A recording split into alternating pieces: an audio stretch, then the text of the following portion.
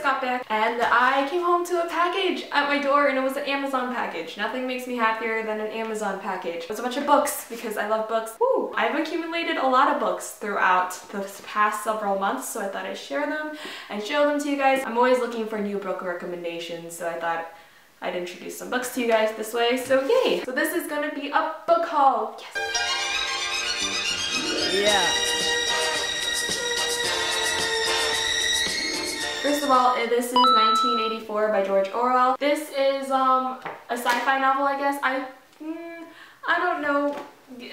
I haven't read this yet because I got this today, and I'm very excited to. I've heard a lot of really good things about this. The next book is not really a book. It's a script, play script, musical script to accompany. I have an internship at a local community theater here, and I'm the assistant director, and we are putting Company on, which is an awesome musical.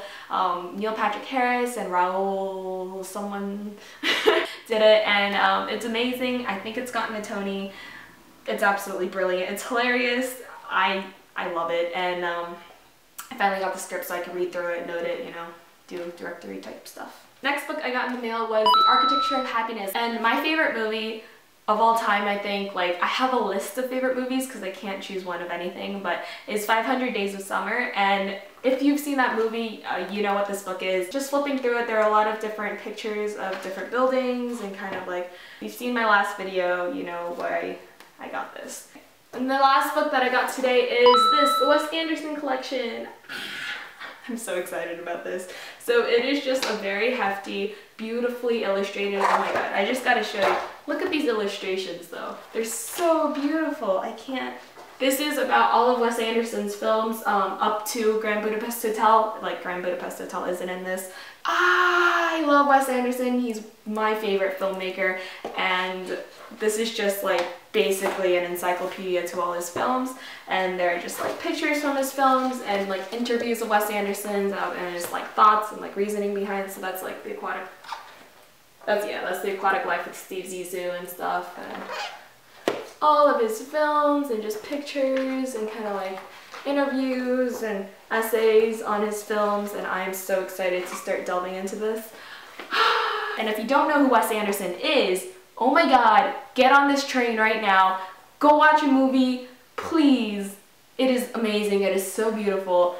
Your eyeballs will be so orgasmically stimulated. That's a really weird way to put it, but they're just aesthetically really beautiful. The storytelling is amazing, and I have to stop talking about Wes Anderson because I could do this all day. So now we are on to books that I got within the past few months now. We'll start with Invisible Man, and obviously I wrote an essay on this book, like a research paper, so all the posted tabs, and like it's very beat up, but I got this pretty recently, and I enjoyed it.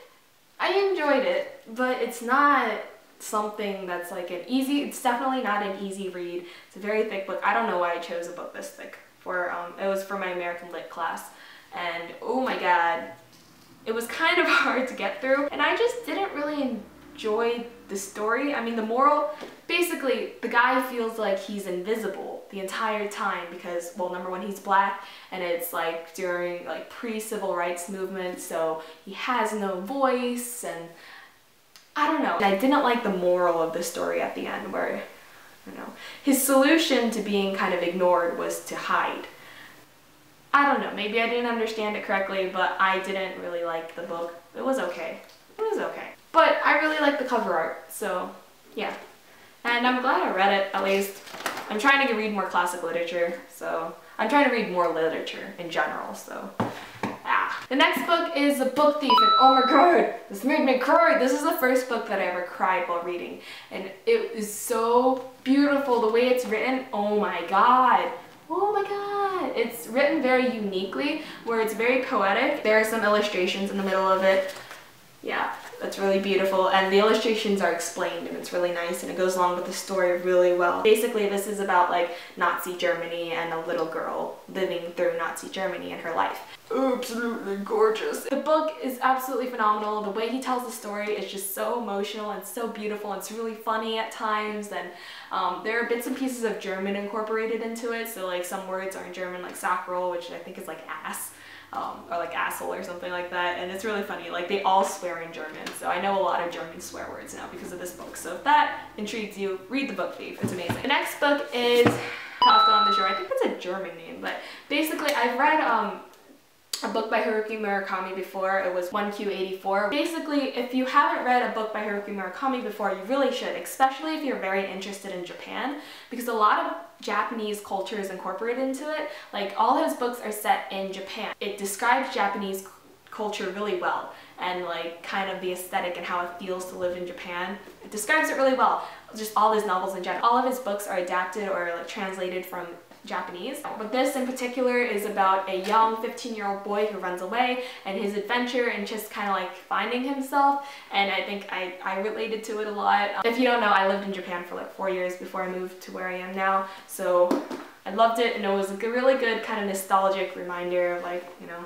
what it felt like to live in Japan, and I miss it a lot. But yeah. The next book, Paper Towns, which I picked up just about like a week ago, I finished within a night, like on a single day. To be fair, it was like a road trip, so like for 6 hours I was doing nothing in the car but reading. John Gray made me like kind of reevaluate my entire life. And if you have a lot of wanderlust or like are very adventurous, I think you would enjoy this book a lot. It's very genius. It's absolutely hilarious. There's so many funny moments.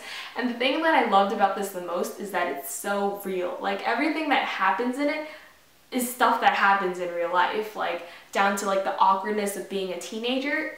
It's in this book, and John Green does it so well. Seriously, oh my god, I love it, and made me think about a lot of things, and I definitely want to take a road trip with my friends now. Alright, so that's it. Those are all the books that I've bought recently and read recently within the past several months. Don't waste your summer. Read some books, educate yourself, enhance your mind, be literate, have fun.